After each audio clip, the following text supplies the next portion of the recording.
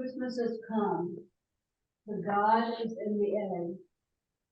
I have prepared a rug for my God, an expensive red rug from the land of mourning. He shall be surrounded by the shimmer of magnificence of his eastern land. I am the mother, the simple maiden, who gave birth and did not know how. I am the careful father who protected the maiden. I am the shepherd who received the message as he guarded his herd at night in the dark fields. Thank you. Any comment or observation about that little song or that little? I like to think of these as little poems. Definitely reminds me of the Christian story.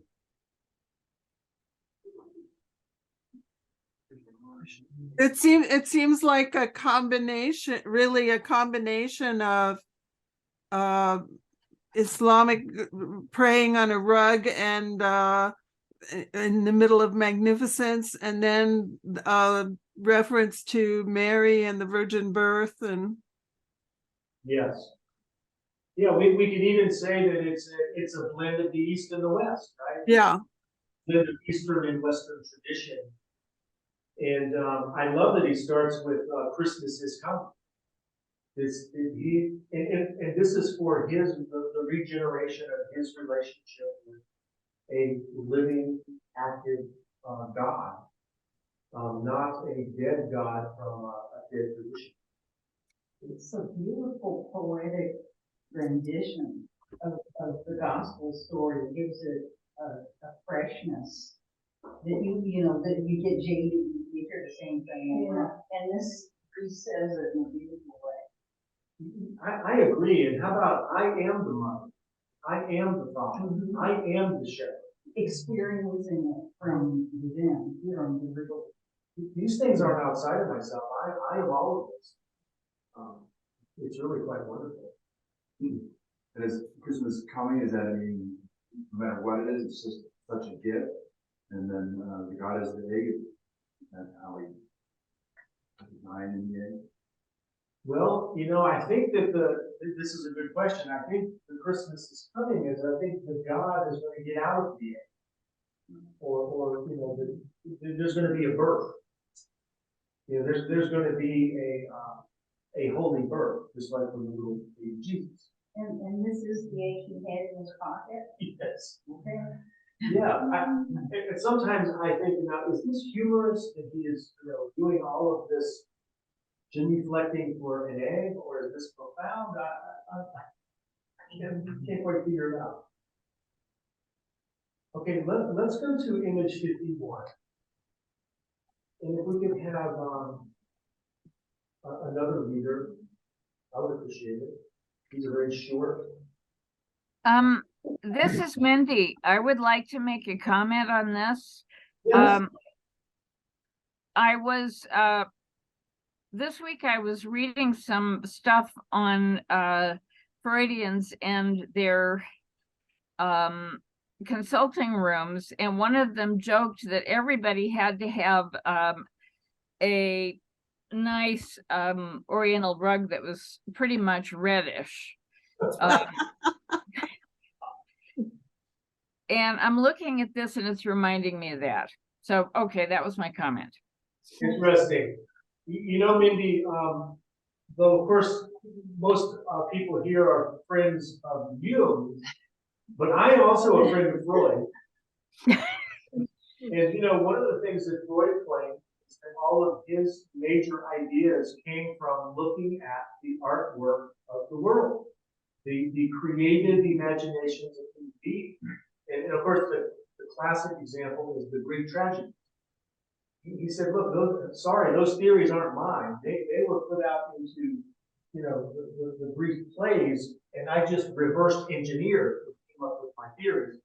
Well, the reason I mention that is that Freud supposedly had an office that was just incredibly decorated with work from all over the place. And let's just assume he had the complimentary red rug as well. Okay, we're back at, image 51, yeah, Okay, sorry. and I think Dan was gonna read for us. I am the holy animal that stood astonished and cannot grasp the becoming of the God. I am the wise man who came from the east, suspecting the miracle from afar. And I am the egg that surrounds and nurtures the seed of God in me. My God, what a beautiful reading. Thank you.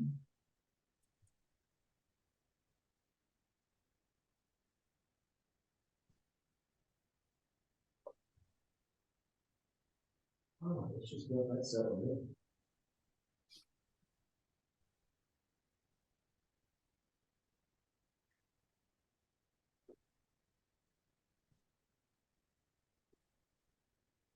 Comments or observations about that piece? You have two extremes. You have an animal that is unconscious and he has no concept. It's nature, pure nature, and then you have the wise man who can grasp the idea of a miracle and the possibility. Absolutely.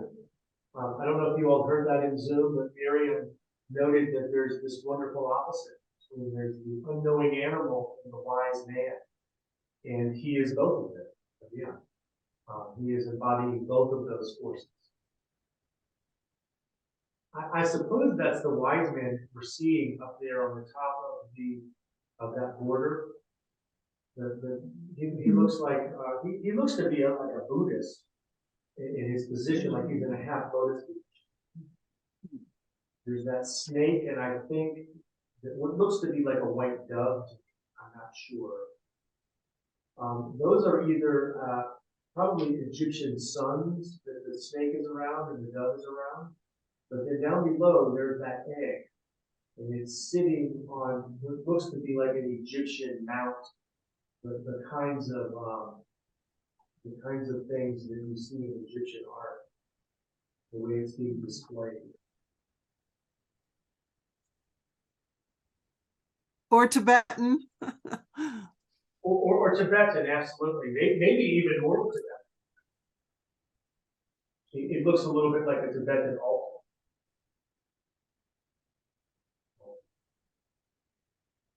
Okay, how about if we look at image 52, make sure we get through all of these. We have 30 minutes left. Any other volunteers to read? Oh, okay. I can't do it as well as Dan. I think Dan has some reading. The solemn hours lengthen, and my humanity is wretched and suffers torment, since I am a dealer of birth. Whence do you delight me, O God? He is the eternal emptiness and the eternal fullness. Nothing resembles him in eternal darkness and eternal brightness. Between glow and eternal day.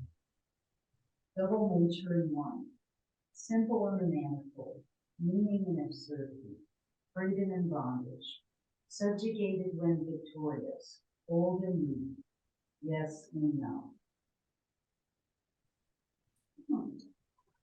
I love it.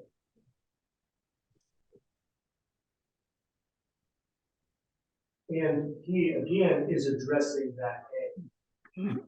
Whence do you delight me, oh God? So this is the nature of what's in that egg. So, I mean, it's a poem. So he's a poet. Absolutely, Helen, who knew? He's a painter, he's a poet, he's pretty multi-talented.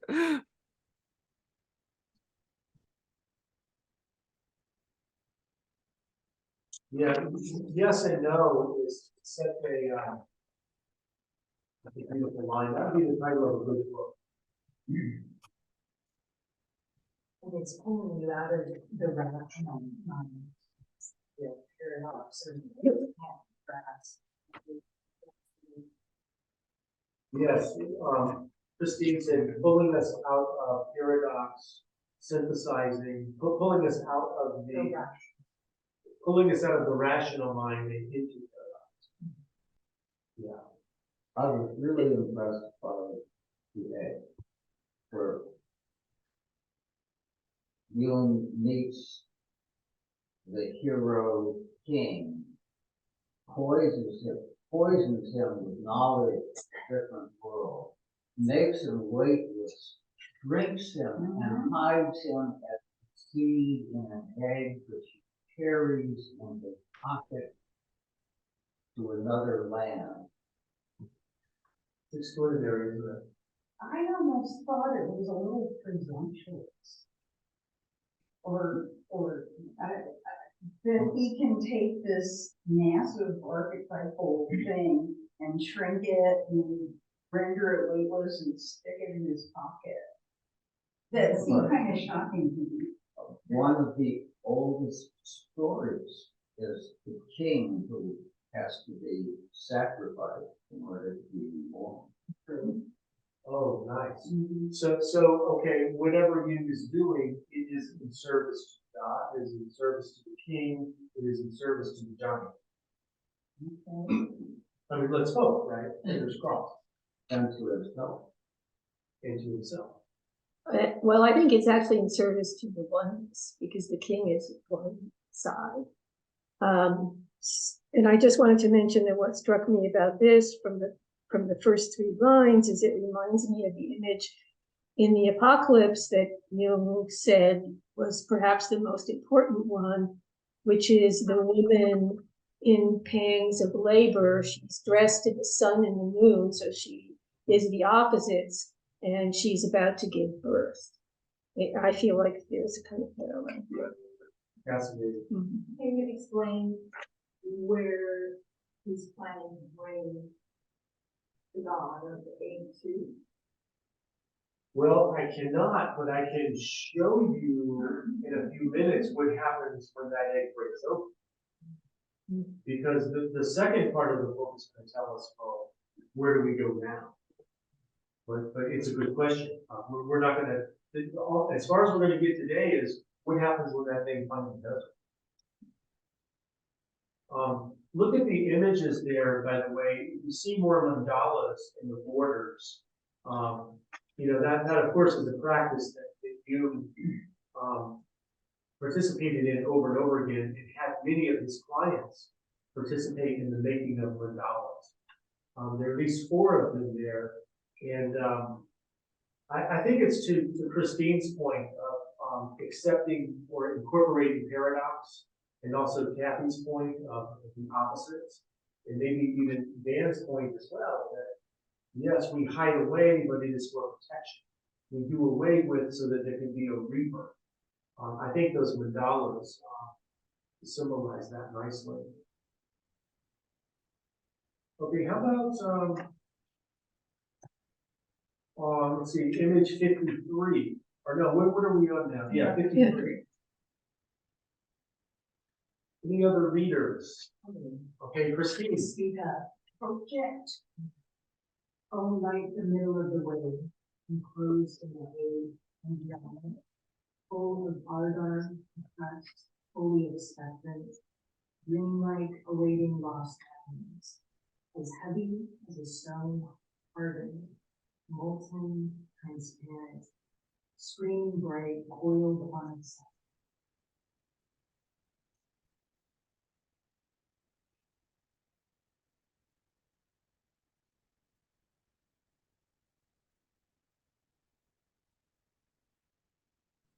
Again, we can assume what he's talking about in the egg is the unconscious. And again, we have that egg. I can't tell in the picture if that's an egg or it looks like the Egyptian sun that's often on the solar barge. I can't. I mean, maybe it's both. I'm not sure. But since he's addressing the egg, I tend to think of this one word, the egg.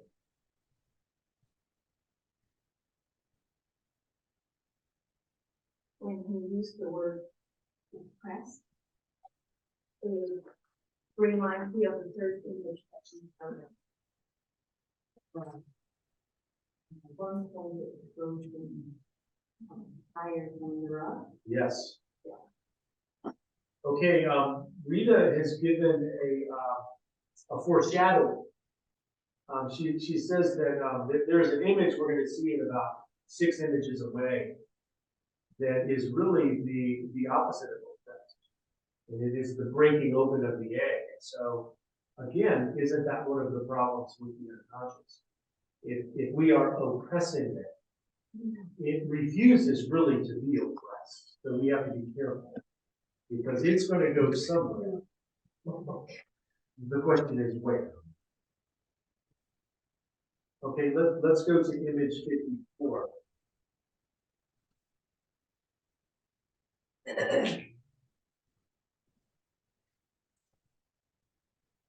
Oh, God, that's the most famous image I think. It was released years ago before the Red Book was published.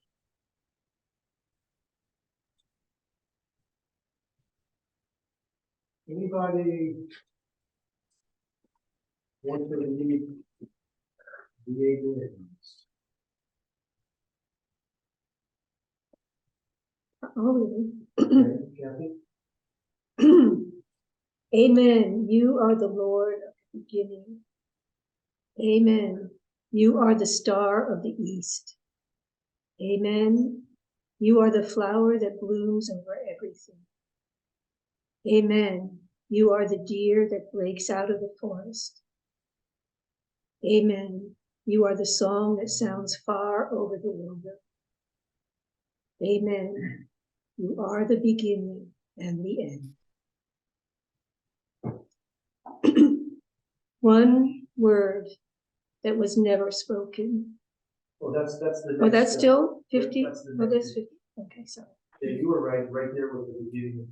Is this not 54? Yeah, this is 54. Yeah, and 54 ends right there with the amen. You are the beginning. Oh, I see. It's just an annotation. Okay, got it. You did make a note that this, I believe, was done in January of 2017. This is so, you know, this would have been 2 years after the Black Book experience. And so, he also mentions in the footnote, actually the editor mentions the Lord of prayer and worship versus the Lord of fire. And it's very interesting how you see that fire around the snake, and then you see that tongue / words erupting out. And one way of understanding this is that priestly role comes to language instead of mere function of starting a fire or carrying the fire to people. Now it's speaking things, speaking words that have power. I think of Rita's point about that eruption of, you know, what is oppressed.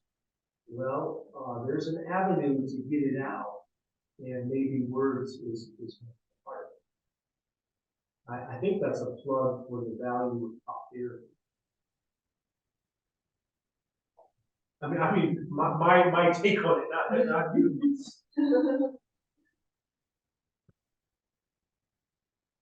Any other comments about that imagery? Some guys with the writing before that, the number 53 writing, but molten, transparent, string, bright, coiled lips. Oh, you're right. Yeah, that seems like a much better description of it, actually. Yeah. I really love that line when you dream like awaiting lost memories. There's a waiting that's something sure that it's also something. Yes. Yes, absolutely. It was for 153, it's the fourth from the last one. Oh, yeah. Okay, how about we take a look at image 55? Charles, Yes, could we back up, please? sure. I would like to contribute something to this, even if it might have been said already. I was puzzled because when I initially saw the image, I saw the serpent giving birth to the tree of life. And then when the reading started to happen, it was something kind of interesting, that a little different. And I don't think that Jung misunderstood this. I think he was brilliant. And I think that that's not a mistake, that that looks like a tree.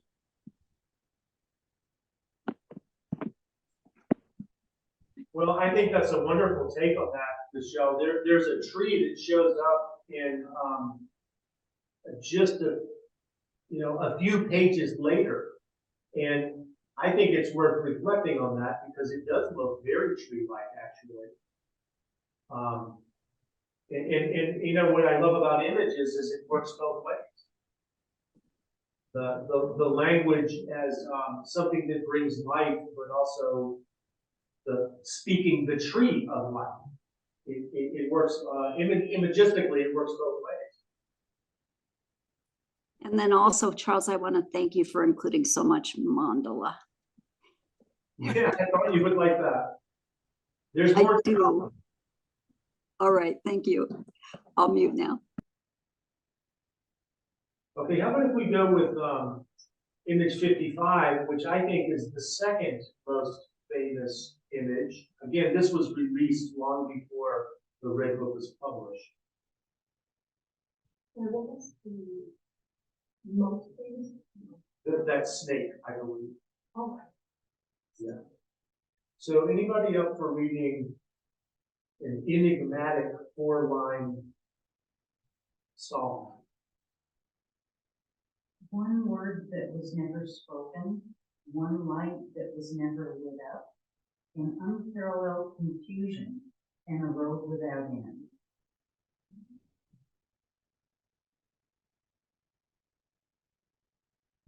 Well, folks, I've scratched my head quite a bit on this one.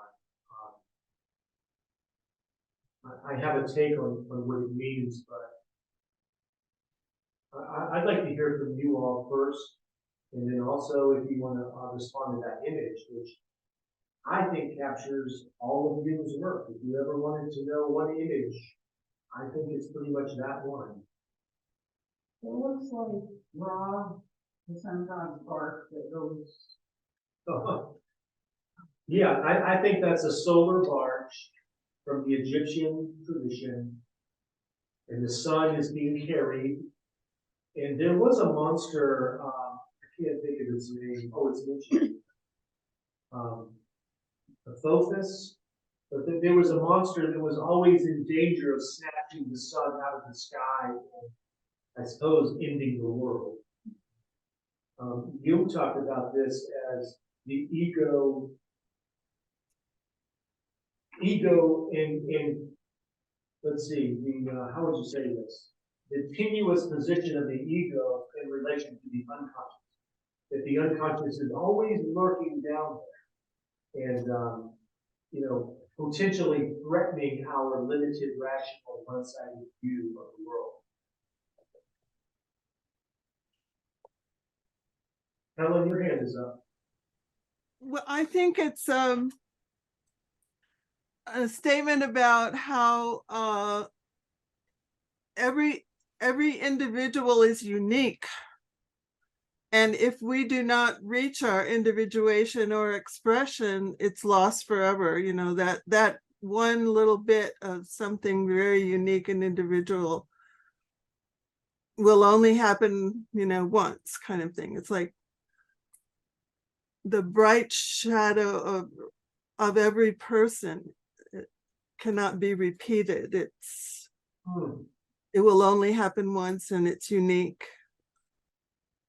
Well, Helen, that's a beautiful way of understanding that image. We could say, well, there's an individual that's being tended to in that boat, and that it needs to be honored and protected because there's only one of those things. And if it comes to harm, there's no way to reproduce it. Are they going in opposite directions, the boat and the giant sea creature? Well, I got the idea they were going in the same direction, but I don't know. What do you guys think?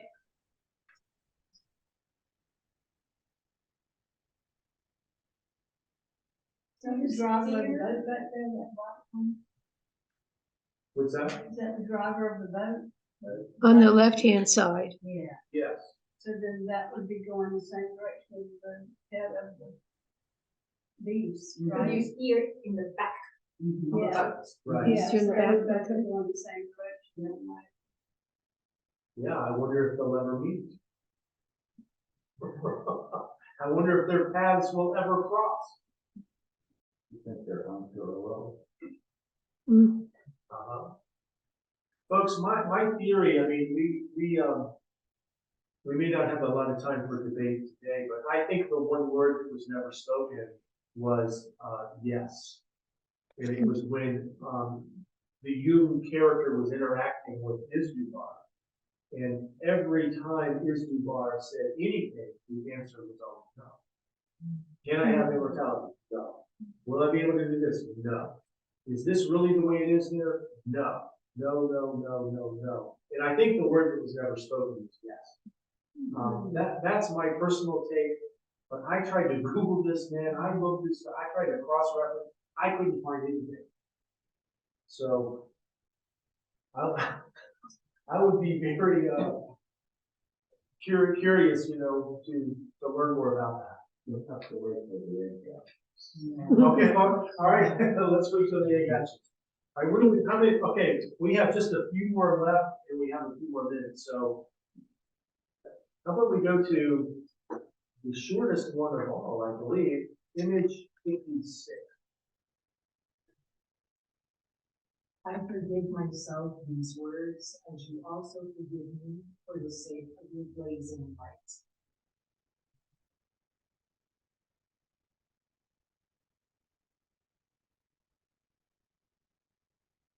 I don't know what words they are. I'm assuming that they're the words from image 55. That he has a moment of doubt and negativity. He's talking about unparalleled confusion, a road without end. This is just going nowhere. This is just a mess. And then he said, "Okay, I forgive myself for saying that." Yes. And I think it fits with the words that he said to Isdubar that it sickened him. You know, all those things I said to you, I diminished, I doubted, I evaluated, I said, no, the sun doesn't operate in that way. But you know, the image should tell us something. I mean, instead of the egg, or where the egg has become a fire, and there's those two pillars that, like where the eternal fires were kept in Rome, for example. I think there was an eternal fire in the temple in Judah, I think. I'm not sure, I can't remember. But again, it's this play on fire and words. I'm not entirely sure. I think there was a fire going constantly in the temple in Jerusalem. And Christine? Well, this line just reminded me of, Genesis, in the beginning, there was the word. God, it kind of reminds me of, image 55 is the potential of creation. And then there's kind of this act of forgiveness, and then there's this birth, it sounds like, through, I don't know, whatever comes next. Yeah, that makes me think of the logos of, just the entire project of, in the beginning was the Word. And then, the Word was made manifest. A creature like Jesus, or maybe a creature like you, embodies that Word and then becomes living. Okay, how about we go, the last one is 57. It's a little long.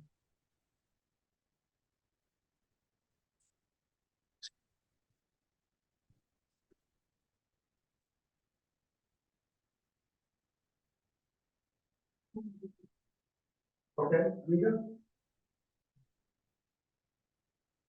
Rise up, you gracious fire of all ones. I kiss the threshold of your beginning. My hand prepares the rug and spreads abundant red flowers before you. Rise up, my friend, you who lay sick. Break through the shell. We have prepared a meal for you. Gifts have been prepared for you. Dancers await you.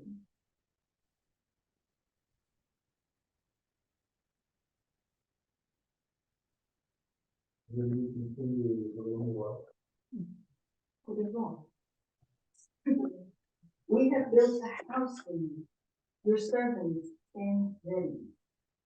We drove herds together for you on green fields. We filled your cup with red wine.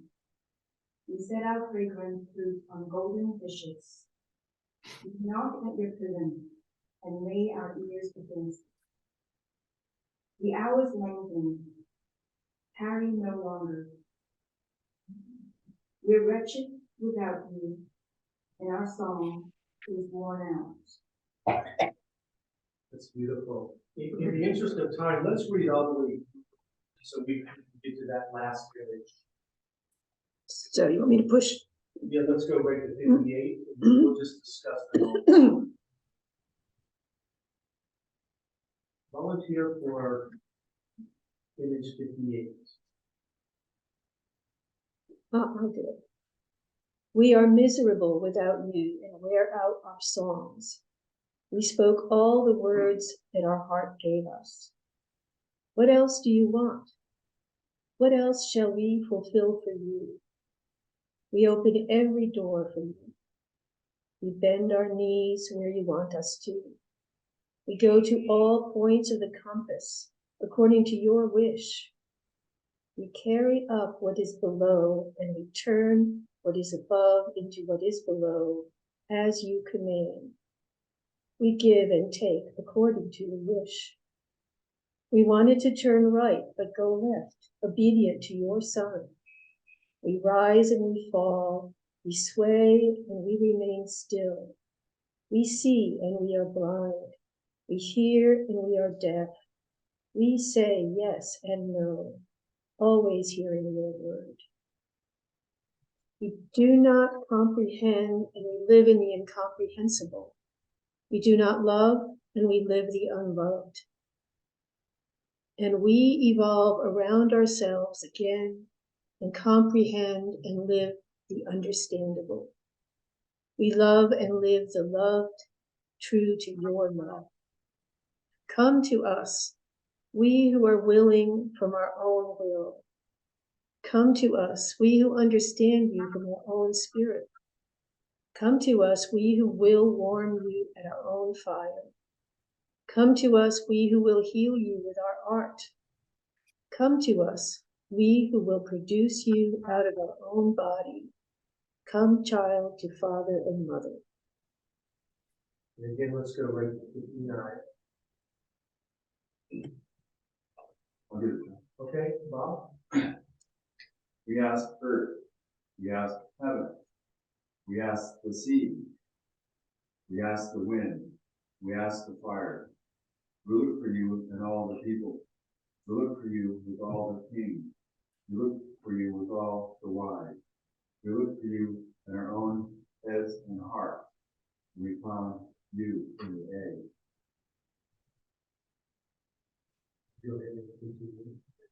I have slain a precious human sacrifice for you. A youth and an old man. I have cut my skin with a knife. I have sprinkled your altar with my own blood. I have banished my father and mother to live with me. I have turned my night into day and then into midday like a sleepwalker. I have overthrown all the gods, broken the laws, eaten the impure. I have thrown down my sword and dressed in women's clothing. I shattered my firm castle and played like a child in the sand. I saw warriors form into line of battle, and I destroyed my suit of armor. I planted my field and let the fruit decay. Made small everything that was great, made everything great that was small. I exchanged my furthest goal for the nearest, and so I am ready. Wow, and then if you could get to, Kathy, the image, let's go right to the image after that one. Right there.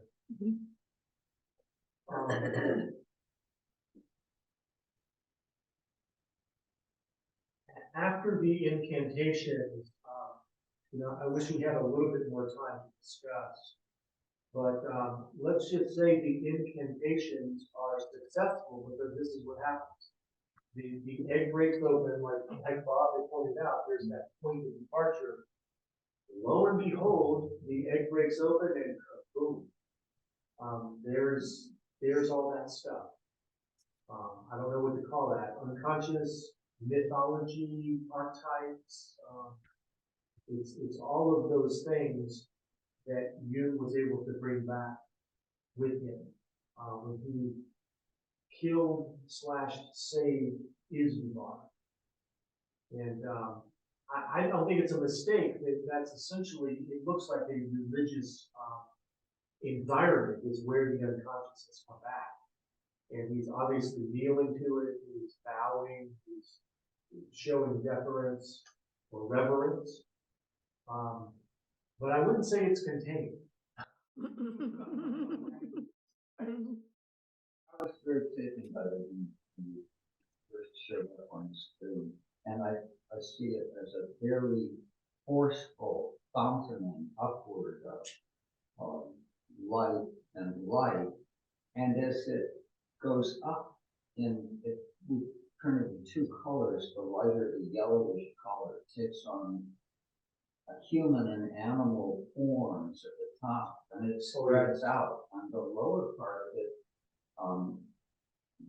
represents a rain of fire, but it also seems like a fungus, a mushroom that's letting its spores drop back to the earth. That's beautiful. Did you guys hear what Dan just said? Many things that he said, but one is that the flames at the top seem to be expressing animal shapes, animal forms, when it's away from the intensity of the essence. And then there's this wonderful mushrooming or flowering out, and that those flames seem to be coming back in a more gentle, I don't know, benevolent kind of way. I don't know if that's a fair summary of what you said. I do see a lot of those animal shapes and even human shapes at the top of those flames. Well, folks, we're right at 11:30. I really appreciate your participation today. We will continue to work on technology, and please come back next time to find out what in the hell is going to happen. To be continued. Let's see if they all survive. That's good.